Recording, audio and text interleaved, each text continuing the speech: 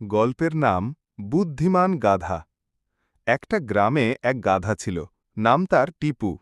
টিপু একটু অন্যরকম, গাধা হলেও বুদ্ধিতে সবার থেকে এগিয়ে। একদিন গ্রামের মেলা বসেছে, সবাই সাজগোজ করছে। টিপু ভাবল, মানুষেরা কেন শুধু সাজে, আমি যদি সেজে মেলায় যাই সবাই আমায় সেলিব্রিটি বানাবে। সে গিয়ে মালিকের আলমারি থেকে মালিকের নতুন স্যুট, টাই আর সানগ্লাস পরল। তারপর মালিকের সুগন্ধিও ঢেলে দিল শরীরে। মেলায় ঢুকে টিপু হাঁটছে একেবারে হিরোদের মতো।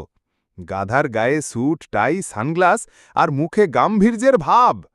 গ্রামের লোকজন অবাক, সবাই ভাবে এটা কি গাধা নাকি নতুন কোনো বড় নেতা। টিপু এতটাই সিরিয়াস যে কেউ কিছু বলার সাহস পায় না। এক শিশু চুপি চুপি বলল, মা, গাধা মানুষ হয়ে গেছে নাকি? শেষে হঠাৎ এক কুকুর টিপুর সামনে এসে ঘেউ ঘেউ করতে লাগল।